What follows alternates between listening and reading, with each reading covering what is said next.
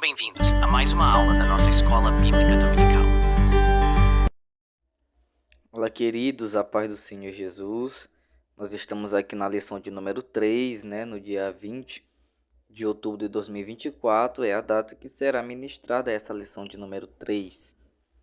E a temática dessa lição é as promessas de Deus para a igreja. Aqui nós temos o texto áureo que diz: Pois também eu te digo que tu és Pedro, e sobre esta pedra edificarei a minha igreja, e as portas do inferno não prevalecerão contra ela. Mateus 16:18. Verdade prática. As promessas de Deus para a igreja são gloriosas, promessas de vida eterna, de poder e de glorificação final do nosso corpo. Algo que eu quero destacar logo aqui no textuário para vocês é que essa palavra que Jesus fala a Pedro, dizendo: Eu te digo que tu és Pedro. Essa palavra no grego não significa pedra, significa fragmento de pedra. Fragmento de pedra e não uma pedra em si. Já o Senhor Jesus continua dizendo: sobre esta pedra edificarei minha igreja. Então o que Jesus diz é que ele vai edificar a igreja dele sobre uma pedra e não sobre um fragmento de pedra. Então, quem é esse fragmento de pedra que o Senhor Jesus se refere? Ele mesmo. Ele é aquele que a igreja está edificada. Então, a igreja está edificada não em Pedro, que é um fragmento de pedra, mas no Senhor Jesus, que é a pedra angular, a principal pedra de esquina, ok? Então, a igreja não está edificada em Pedro. Pedro não é o fundamento da igreja. O fundamento da igreja é o Senhor Jesus Cristo. Nós temos aqui a leitura, bíblica em classe, os textos bíblicos estão aí. E está aqui o plano de aula, está aqui os objetivos da lição para cada ponto, um objetivo. E nós já iremos partir aqui para a introdução, porém, nós vamos partir para um outro documento, tá? Onde eu fiz esse estudo e nós vamos acompanhar por lá. Então, vamos para lá. Pronto, nós já estamos aqui no documento. Se você quiser baixar esse arquivo em PDF, eu vou estar deixando o link na descrição, que é o link da nossa biblioteca aqui do canal Pitada de Teologia. Introdução. A igreja foi idealizada pelo Pai, edificada por Cristo e guiada pelo Espírito Santo. Então nós vimos aí a Trindade trabalhando na igreja. O Pai idealizou a igreja, o Filho edificou a igreja e o Espírito Santo guia a igreja. A igreja é a comunidade dos salvos em Cristo para adorá-lo, servi-lo e ser a agência propagadora do Evangelho. Isso é a igreja. Nessa lição, nós iremos estudar sobre a natureza das promessas divinas feitas à igreja, as promessas propriamente ditas e as condições para viver essas promessas de Deus para ela. Então, nós iremos ver aqui promessas condicionais de Deus para a igreja e também nós veremos aqui algumas promessas que são incondicionais, se tivermos tempo, tá bom? Primeiro ponto, a natureza das promessas de Deus para a igreja. Primeiro subponto, a promessa de sinais sobrenaturais. Na grande comissão, e tudo isso aqui está baseado na lição, tá? Na grande comissão, registrada em Mateus 28, do versículos 18 ao versículo de número 20, 3 palavras resumem a tarefa da grande comissão: ide, ensine e batize. Ide, ensine e batize. Ide. Vamos analisar então essas 3 palavras que vão resumir a grande comissão em Mateus, capítulo de número 28. Aquele texto que Jesus diz: ide por todo mundo, ensinai todas as nações, batizem aqueles que creem. Você sabe esse texto da grande comissão, né? Então, 3 palavras elas vão resumir a grande comissão. Ide, ensinai e batize. Ide, aqui está o mandamento. Não é um pedido de Jesus, é um mandamento. Aqui está o mandamento de anunciarmos o evangelho do Senhor Jesus às pessoas. Todas as pessoas, sem fazer qualquer tipo de discriminação. Na pregação do evangelho, ninguém pode ser discriminado. Nós devemos pregar o evangelho para todas as pessoas. Foi isso que o Senhor Jesus disse. Ide por todo mundo, ensinai todas as nações. Então nós devemos ir a todas as pessoas sem fazer discriminação alguma. A segunda palavra que define a grande comissão é ensinai. Aqui está o discipulado. Nós fomos chamados para ensinar a respeito do evangelho do Senhor Jesus às pessoas. Ao se converterem ao evangelho, é responsabilidade da igreja ensinar os novos convertidos o caminho da fé cristã. Então nós devemos ir pregar, mas nós também devemos ensinar.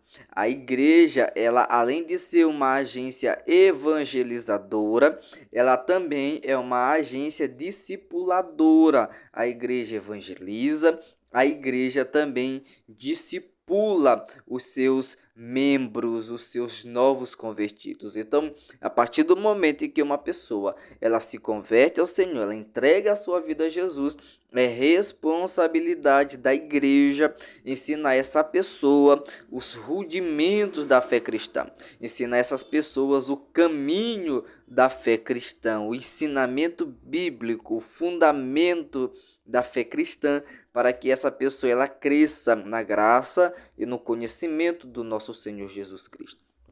Continuando aqui, nós temos a terceira palavra, que é batismo. Batismo é o rito de identificação do discípulo com Cristo. Nada pode impedir uma pessoa que verdadeiramente converteu-se ao evangelho de ser batizada. Então, ninguém pode impedir uma pessoa que crê. A condição essencial para o batismo: crê. Aquele que crê e for batizado será salvo. Então, a condição principal para uma pessoa ser batizada é a crença em Cristo Jesus, é crer verdadeiramente no sacrifício do Senhor Jesus e aceitá-lo como Senhor e Salvador da sua vida. Quando a pessoa se batiza, o discípulo está identificando-se com Cristo. Assim como o Senhor Jesus morreu, a pessoa identifica-se com a morte de Cristo e ela está também morrendo para o mundo.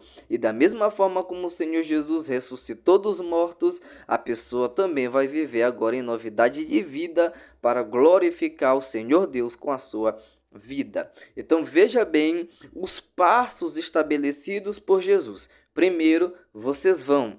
Depois que vocês for, vocês ensinem. E aquelas pessoas que forem ensinadas, vocês devem batizar elas.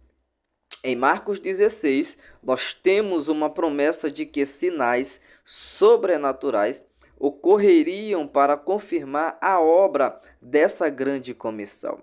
Assim, ao anunciar o evangelho, a igreja do Senhor deve esperar que milagres aconteçam como realidade da ação do reino de Deus no mundo. Então, quando a igreja anuncia o evangelho, quando a igreja prega que Jesus é o Senhor, que Jesus é o Salvador, que só em Cristo há salvação, quando a igreja anuncia o evangelho, a igreja deve sim esperar, que milagres aconteçam, que sinais sobrenaturais aconteçam, porque isso demonstra a realidade do reino de Deus no mundo. As operações milagrosas do Espírito Santo, me acompanhe por favor, não cessaram as atuações poderosas do Espírito, os dons não cessaram, os sinais não cessaram, eles não cessaram. Curas acontecem hoje. A igreja deve esperar que pessoas falem em línguas. A igreja deve esperar que demônios sejam expulsos hoje. Nada disso cessou com os apóstolos. Essa é uma promessa que acompanha a igreja do Senhor na sua missão de proclamar o evangelho. Então, os dons não cessaram, as operações não cessaram, ok? Nada disso cessou. A promessa de Jesus continua hoje em plena ocorrência para a igreja do Senhor. Essa é uma promessa de confirmação da obra de evangelização. Então, quando a igreja se dispõe a cumprir a grande comissão, ela deve esperar que sinais sobrenaturais aconteçam. Nosso segundo ponto, falar sobre uma promessa de revestimento de poder. Em Atos 1:8 é a promessa do batismo no Espírito Santo para capacitar o crente na transmissão das boas novas de salvação. Além de poder para proclamar, a capacitação do Espírito também nos forja como testemunhas de Cristo em nossa família, bairros, cidades e nações. Portanto, estamos diante de uma promessa de capacitação espiritual para evangelização. O batismo no Espírito Santo não é uma promessa para que Jesus ele coloque um selo de autenticação nas pessoas que são mais espirituais na igreja. Não é nada disso. O propósito do batismo no Espírito Santo não é confirmar a salvação de alguém, também não é. O batismo no Espírito Santo não é a conversão em si, também não é. O batismo no Espírito Santo é uma promessa de capacitação espiritual para a evangelização.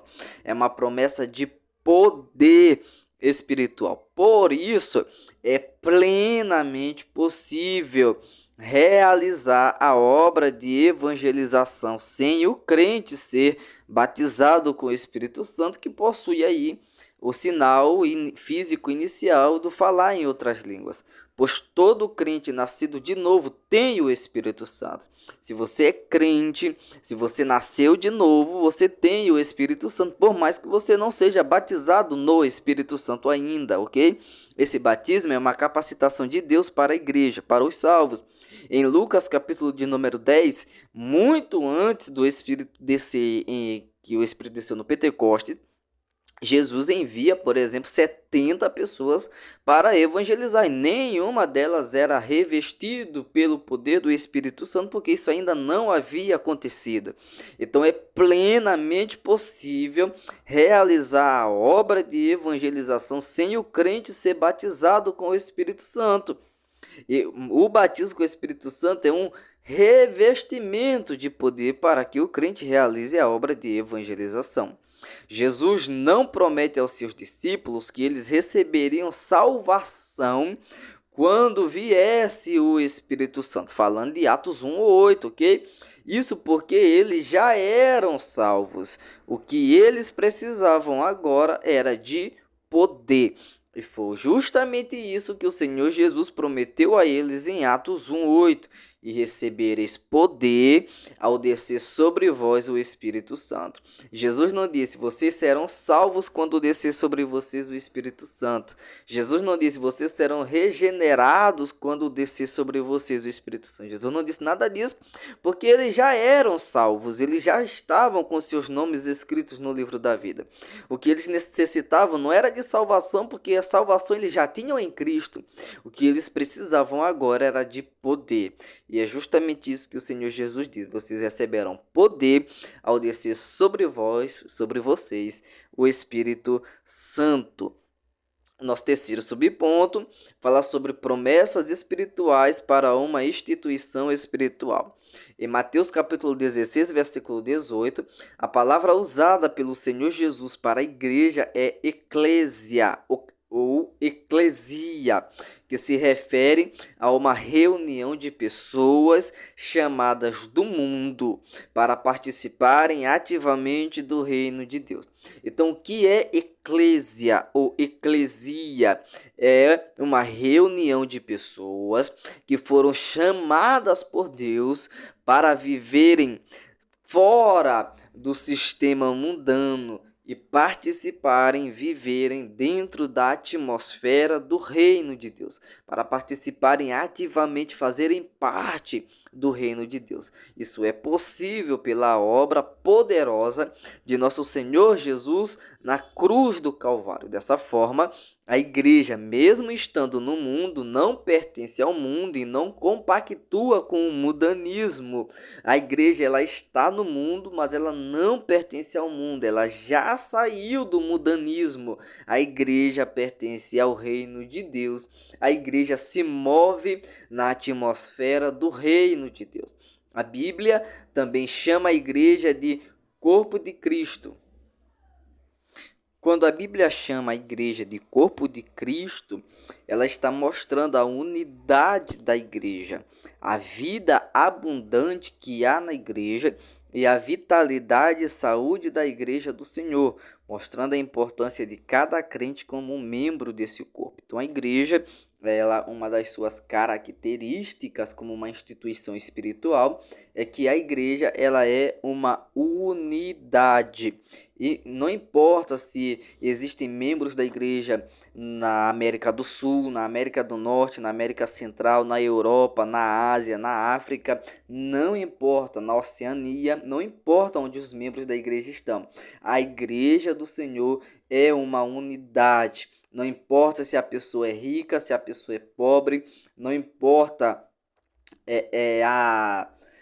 como eu posso dizer, o status social da pessoa, a raça da pessoa, a língua que a pessoa fala, não importa. A igreja, ela é uma unidade. A igreja é uma unidade. A igreja, ela é cheia de vida. A igreja, ela tem vitalidade e saúde, porque a igreja é de Jesus, a igreja é o corpo de Cristo na terra. Cada membro, ele tem uma importância nesse corpo. Nenhum membro desse corpo ele é desprezado, ou seja, nenhuma pessoa que faz parte da igreja ela pode ser desprezada. Cada crente tem a sua importância no que diz respeito ao todo da igreja, ok?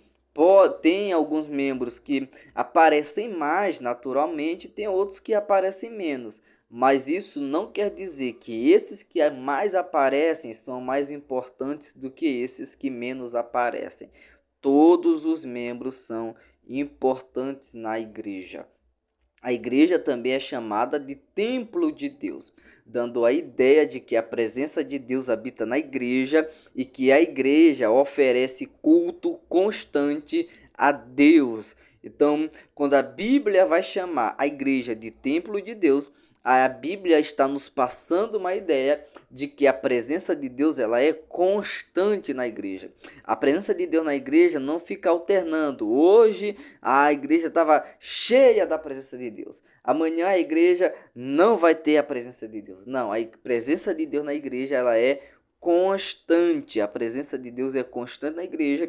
E a igreja, quando eu falo de igreja, eu falo de seus membros, ela oferece culto constante a Deus. A igreja está adorando a Deus em todo momento, em todo tempo a igreja está adorando a Deus. E a Bíblia também chama a igreja de noiva de Cristo. Essa metáfora mostra a união que há entre Cristo e a sua igreja. Com isso, a igreja está intimamente ligada a Cristo Jesus, Salvador da igreja. Então a igreja ela tem uma relação íntima com o seu Salvador, que é Jesus Cristo. E nós devemos cultivar, na verdade, essa nossa intimidade com o Senhor Jesus. Segundo ponto da nossa lição fala sobre as promessas de Jesus para a igreja. O nosso primeiro subponto aqui vai falar sobre promessa de vida eterna. Como vimos anteriormente, com o estabelecimento da grande comissão, podemos constatar que a primeira e grande promessa de Jesus para a igreja é a salvação eterna. É a promessa de salvação. Essa promessa é para todo aquele que nele crê, o que implica arrependimento e fé. Então, com o estabelecimento da grande comissão, Jesus visa com a grande comissão alcançar pessoas e que essas pessoas alcançadas elas sejam salvas. Então a primeira e grande promessa do Senhor Jesus para a igreja é uma promessa de salvação eterna. E essa promessa é para todo aquele que crê. E crer implica arrependimento e fé. A pessoa não pode dizer que crê e não se arrepender dos seus pecados, ok? Então é necessário arrependimento dos pecados, fé e confissão do Senhor Jesus como Senhor da vida dessa pessoa arrependida e que está crendo no sacrifício do Senhor Jesus. Desde o primeiro momento em que uma pessoa crer no Senhor Jesus, se arrepende dos seus pecados e o aceita como único e suficiente Salvador, essa pessoa passa a fazer parte do corpo de Cristo como membro desse corpo que é a igreja. Então, no primeiro momento em que a pessoa ela se rende ao Senhor, arrependida e com fé, ela já passa a fazer parte da igreja de Cristo. Ela já passa a ser um membro da igreja do Senhor Jesus. O nosso segundo ponto, falar sobre promessa de poder. O que nós já, inclusive, até vimos aqui, né? Ele dá até uma repetida nesse ponto, é bom você destacar isso aí, que ele repete, porque aqui nós já temos aqui a promessa de revestimento de poder. Quem fez a promessa? Jesus. E nesse segundo ponto nós estamos vendo as promessas de Jesus para a igreja. E nós também temos aqui a promessa de poder. Ao longo do tempo, várias pessoas têm recebido essa gloriosa promessa de poder feita por Jesus em Atos 1:8.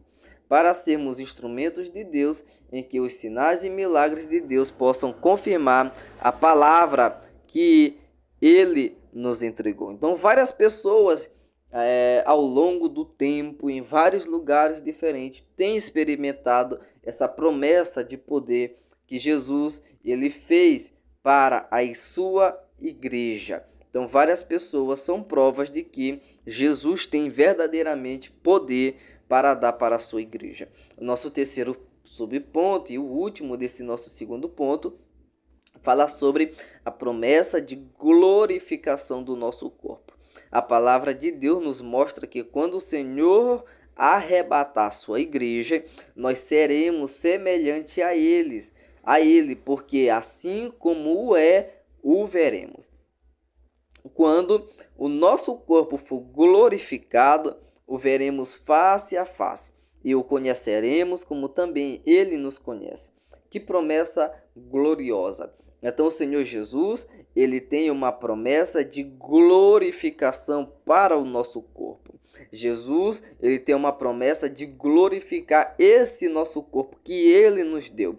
Então, muitos cristãos, eles desprezam o corpo, não cuidam do seu corpo como deveriam cuidar, né? E chegam até mesmo a desprezar o seu corpo. Tem pessoas que desprezam o corpo que elas têm, não se sentem felizes com o corpo que elas têm. Isso nos mostra essa promessa de que o Senhor Jesus irá glorificar o nosso corpo, nos mostra que não devemos desprezar o nosso corpo.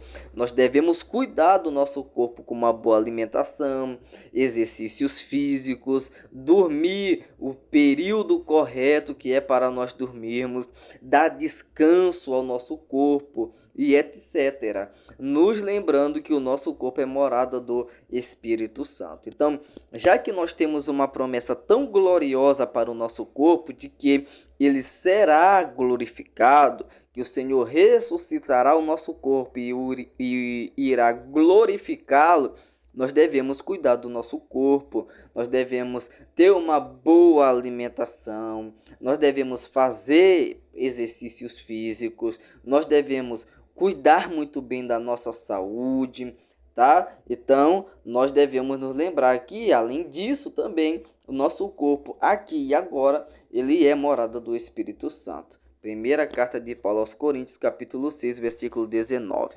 Fala que o nosso corpo é templo e morada do Espírito Santo do Senhor. Condições para viver as promessas de Deus. Com isso, o comentarista da lição nos mostra que todas as promessas que vimos nesta lição são promessas condicionais. Nós iremos ver agora quais são as condições para nós vivermos essas promessas de Deus. Em primeiro lugar, o primeiro subponto, é preciso crer. As Escrituras mostram que perseverar na fé em Deus é condição indispensável para viver o tempo do cumprimento de suas promessas.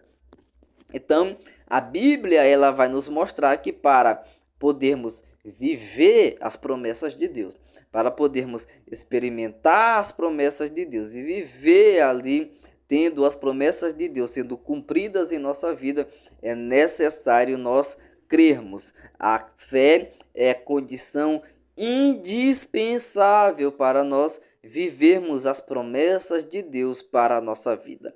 Nós não conseguiremos viver as promessas de Deus para nós se nós não tivermos fé. Então, se você tem uma promessa de Deus, nós vimos aqui muitas promessas de Deus para a sua igreja, para o seu povo. Então, nós que temos tais promessas, nós devemos viver crendo nessas promessas, crendo que aquele que prometeu é fiel para cumprir essas promessas. Nós já vimos que Deus é fiel para cumprir aquilo que ele promete. Além disso, nós vimos que ele é todo-poderoso. Isso deve nos animar a confiar nas promessas de Deus e crer que aquele que nos prometeu é fiel para cumprir. Então ele prometeu, ele disse que ia fazer, ele disse que ele vai fazer. Então Deus ele é digno de confiança. Além de ser digno de confiança, porque ele é fiel e não muda, Deus é todo poderoso, ou seja, não há nada que ele não possa fazer. Ele pode fazer todas as coisas, todas as coisas. Então, se ele disse que ele vai nos arrebatar, ele vai nos arrebatar. Se ele disse que ele vai ressuscitar o corpo daqueles que morreram em Cristo, ele vai ressuscitar os corpos daqueles que morreram em Cristo. Se ele disse que o nosso corpo será transformado, vai ser transformado. Aqui no segundo subponto, né, nós temos é preciso ser fiel. Uma vez que cremos no Senhor, devemos nos apresentar a Ele de maneira fiel. Os discípulos de Cristo, conforme nos mostra o livro de Atos, permaneceram fiéis diante do que ouviram diretamente do Senhor. Então, Atos 1:8, na verdade, em Lucas, o Senhor diz para eles permanecer na cidade de Jerusalém até que do alto fossem revestidos de poder. E em Atos, capítulo 2, quando o Espírito desce, eles estavam em Jerusalém esperando a promessa do Senhor. Então isso nos mostra a fidelidade dos discípulos daquele cerca de 120 que receberam ali a promessa do Espírito Santo sendo cumprida em sua vida. Então é necessário ser fiel para nós recebermos e vivermos as promessas de Deus em nossa vida. Não importa o tempo que passe, ou se estamos entendendo ou não estamos entendendo o que está acontecendo. Nós precisamos continuar fiéis a Deus, mesmo parecendo às vezes que Deus está tardando no cumprimento de sua promessa. Deus ele é fiel e ele não falha, por isso devemos continuar fiéis ao Senhor. Então, às vezes pode estar demorando, como por exemplo, na nossa perspectiva, né, a volta do Senhor. Já fazem aproximadamente 2000 anos que o Senhor Jesus prometeu que ele iria voltar e até agora ele não veio. Então, às vezes pode parecer que está demorando o cumprimento de uma determinada promessa que Deus fez. E nós podendo não entender o que está acontecendo. Ué, por que Jesus ainda não voltou? O que está acontecendo? Por que ele ainda não veio?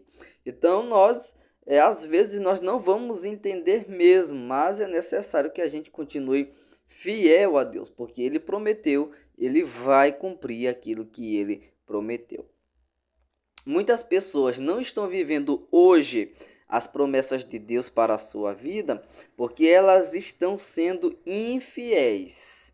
Por isso que elas não estão vivendo aquilo que Deus prometeu para elas, porque elas estão sendo infiéis.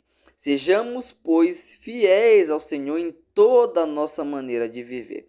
Tomemos a palavra de Jesus: ser fiel até a morte e dar-te-ei a coroa da vida. Então aqui nós temos mais uma promessa do Senhor Jesus: ser fiel até a morte e dar-te-ei a coroa da vida. Nós precisamos continuar fiéis ao Senhor Jesus. E a terceira condição para nós vivermos as promessas de Deus: a primeira, ter fé; a segunda, ser fiel; e a terceira, obedecer. Todas as promessas condicionais têm algo em comum que é necessário para vivermos ela em nossa vida: obediência. Todas as promessas condicionais de Deus, elas têm algo em comum: nós precisamos obedecer. Obedecer a Deus. A Bíblia diz que obedecer é melhor do que sacrificar. Obedecer é a condição para que Deus cumpra suas promessas na vida de alguém ou de um povo, bem como de sua igreja. A ordem era clara para os discípulos: ficai, porém, na cidade de Jerusalém, até que do alto sejais revestidos de poder. Lucas capítulo 24, versículo 49. Então eles permaneceram fiéis ao Senhor e eles também ficaram em obediência ao Senhor, porque eles ficaram esperando ali na cidade de Jerusalém até que fossem revestidos do poder, e depois de revestidos de poder eles foram anunciar o Evangelho. A palavra de Deus nos afirma que a obediência a Deus é melhor do que o sacrifício. 1 Samuel capítulo 15, versículo 22. Por isso que possamos viver confiando na promessa, fiel em tudo ao Senhor e obedecendo sempre àquele que nos fez a promessa, pois fiel é para a cumprir. Vamos para a conclusão. As promessas de Deus para a igreja do nosso Senhor e Salvador Jesus Cristo são de grande valor espiritual. Como igreja, estamos integrados como membros desse corpo espiritual. Por meio de Cristo, as promessas do Senhor são grandiosas para todos aqueles que fazem parte da igreja. Nele, em Cristo, nós vivemos as promessas da vida eterna, de poder e de glorificação final de nosso corpo. Os planos de Deus para a sua igreja são infalíveis. Então fique com Deus e até a nossa próxima aula.